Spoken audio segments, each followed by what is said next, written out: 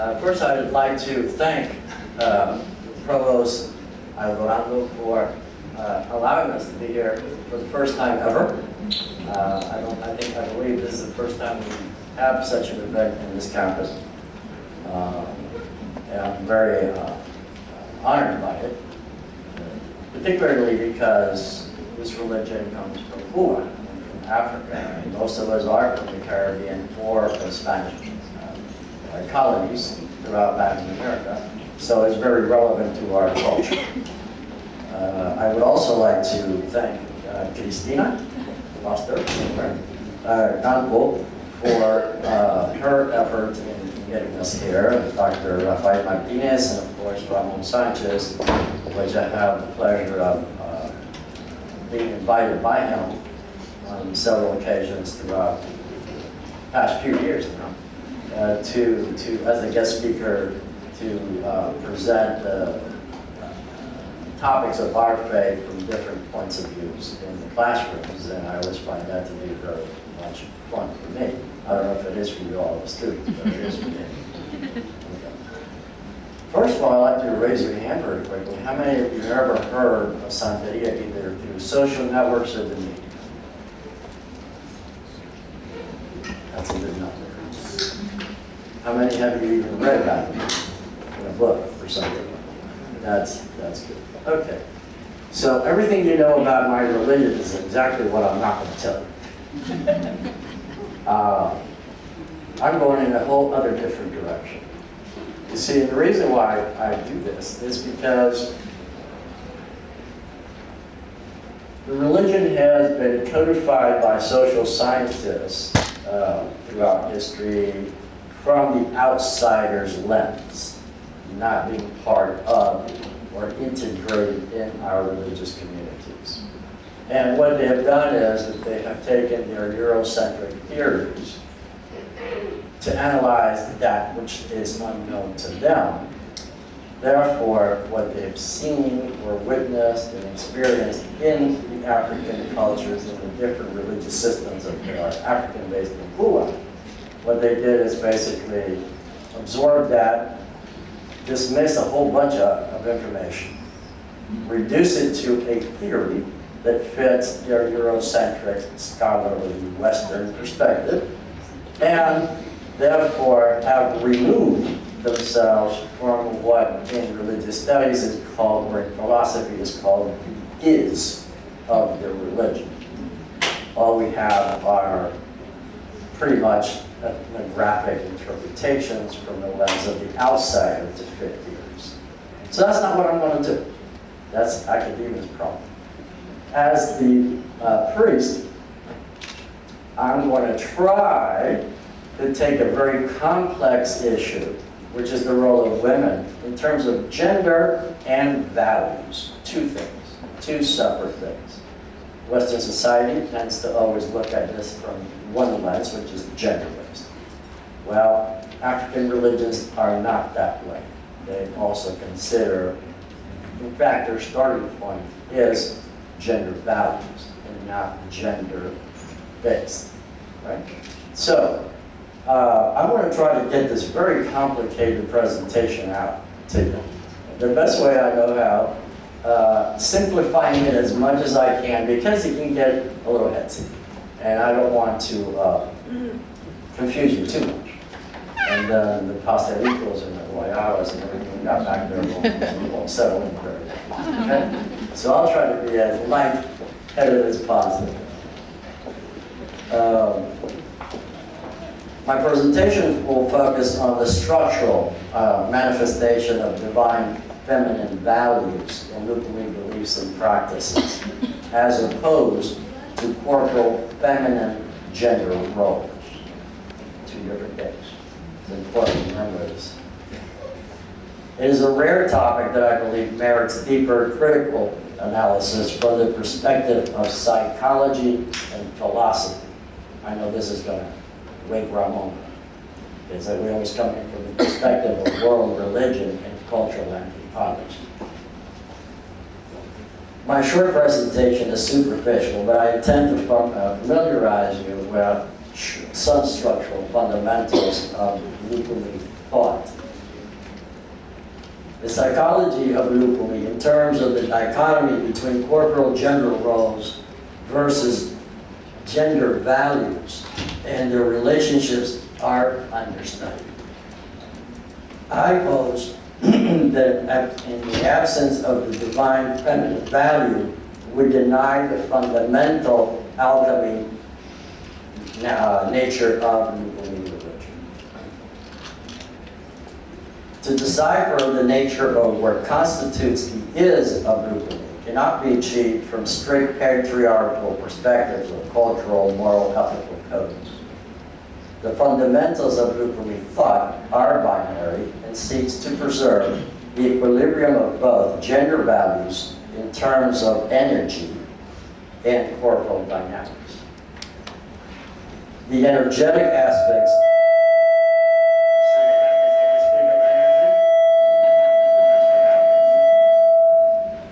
That's what happens. Priest of Shango, that happens, you know. That always happens. I'm used to it. The energetic aspects precede the corporal human body and mind. Lukumi believes both are connected and influence each other. The first part of my presentation highlights the universal concept of Lukumi core beliefs, which I call Lukumi thought, differentiating it from Western philosophy and Abrahamic religions. Now, I know that everything you read and hear about is syncretism, it's Cuba, and it's Catholicism, and the Africans hid behind the African saints and all that. Not exactly. The second part of my presentation will focus on how the manifestation of the divine feminine values are present in religious practice. The Hermetic theory, as below, as above, is a concept of duality. The theory of duality is similar to the Lukumi division between our planet Earth, representing the below portion, and its connection to the above spiritual cosmic half. Therefore, the two halves constitute a binary theory. This you're not going to find in any book. In parallel to Lukumi thought, the Chinese yin-yang theory of male and female values can be useful background to comprehend the central unifying theme of Lukumi beliefs. The base of Chinese theory and Lukumi are both binary. Patriarchal societies tend to place emphasis on male gender looking outward. For example, features of the sage archetype are found in Jesus Christ, the Buddha, and prophets. They are the wise men. The female gender and values are distinctively curtailed. In comparison, the important distinction in that is that Lukumi does not emphasize gender. It centralizes its beliefs emanating outward from the perspective of value. This means there is a male and female value separate from each other as archetypes. Now, you're familiar with archetypes, right? Did you teach psychology here? Okay. See, Western scholars didn't come up with this idea of archetypes. The Yoruba, which precede Western society, already had figured out archetypes. But there can be a composition of male over female and female over male archetypes, okay? Vice versa.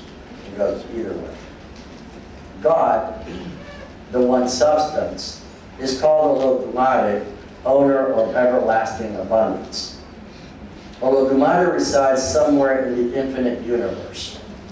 The entire planetary system emanates from Olodumare. Therefore, God represents an androgynous value. In Lukumi, God is not a deified culture hero or incarnation in human flesh with human history. Olodumare does not have human corporal features or distinctive one-side gender. Lukumi does not have a concept of hell or devil.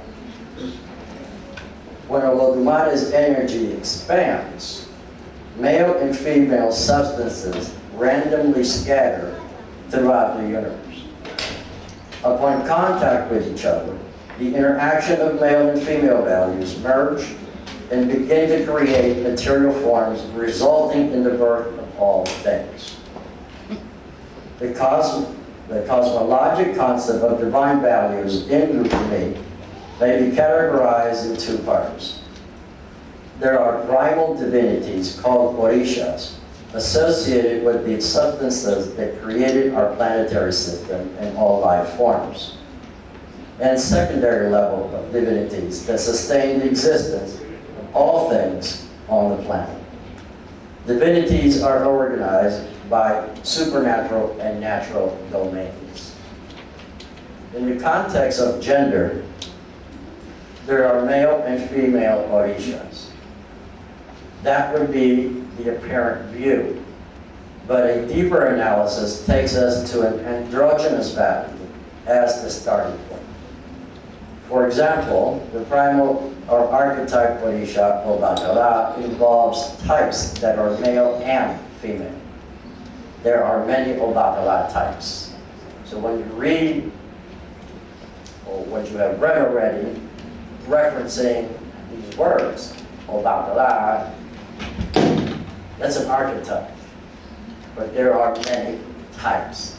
So the question always comes to mind, which Oba are we speaking of? This is like saying the Sanchez family. Well, who are we talking about in the Sanchez family? I have to do that. However, when examining the Orisha archetype, for example, the Ogum, Ochosi, Shango archetypes are all male gender and value types.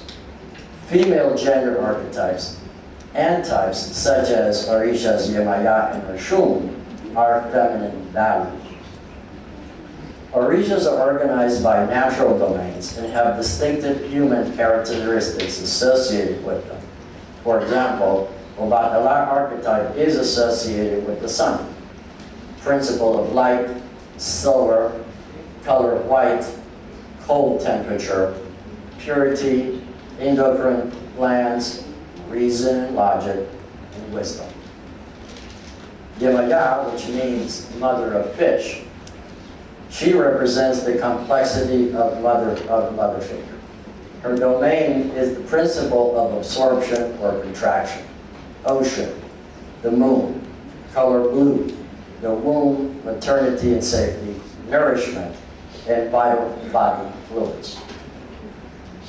Oshun is associated with the river. Oshun is not the river. I keep running into somehow, somewhere crafted this idea that Oshun is the river, or the river is the river, Oshun is Oshun. All right?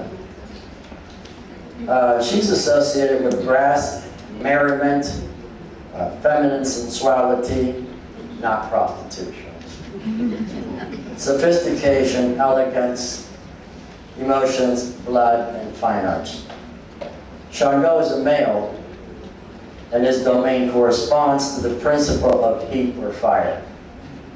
Expansions of energy, the ruler type, warrior, strategist, problem solving, male sensuality, lightning, and the color red. He's the general male archetype of Oshun. Right? Tonight's dance, Orisha dances, will mimic the main characteristics of each Orisha, while the music emulates the frequency and vibrational levels associated with each of the Orishas. Two separate things, all going at the same time in perfect harmony. So it's not just music.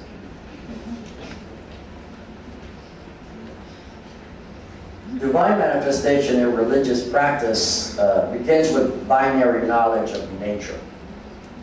The calendar months begin with the new moon, which is the female value. Nighttime is the cooling period corresponding to womb, a female value, and the color is dark or black. In contrast, the sun is associated with heat, a male value, and the color is light or white.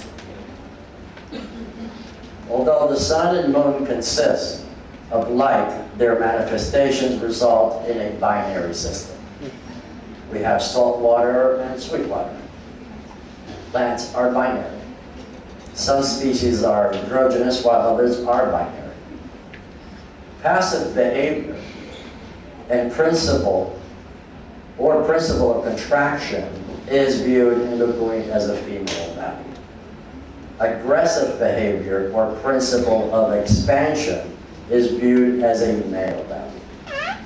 There are examples of male values over female values and vice versa. There are binary examples where male and female values work in harmony, offsetting each other and not causing polarization. For example, positive and negative electrical wires, otherwise we don't have light. The structure of divination consists of 16 archetypes and 200 subtypes. The 256 in total divide into 128 male values and 128 female values. Each of the 256 possibilities follow a binary principles of ide, meaning good fortune, and osogo, meaning misfortune. Now we also teach business in this college, right? Alright, so I'm going to give it that to you. Maslow's hierarchy of needs theory best categorizes the dynamics of divination.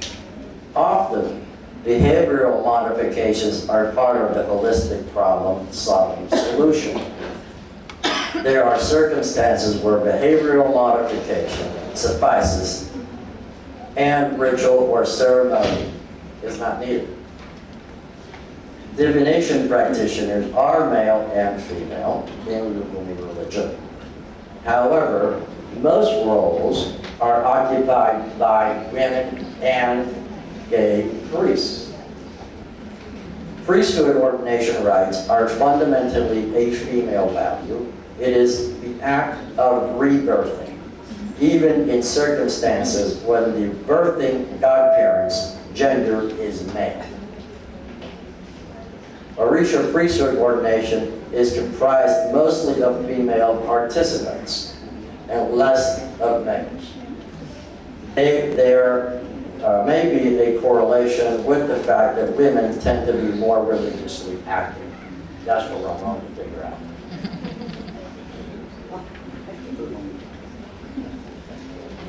For example, in my practice for more than 40 years, 90% of the people that come to seeking my assistance are women. They're seeking guidance, just in general. And usually they're being concerned with what? Matters of the home, parents, siblings, shelter, right? Go to Massey, he knows what he's doing. So in conclusion, what I'd like to present today is the proposal that historical accounts present compelling evidence recognizing women in the majority as progenitors of the Lukumi religion and colonial organizations in Gulag. In the United States, the first Lukumi church was founded by my mother, Carmen Blas Rodriguez, a priestess of the Mayan.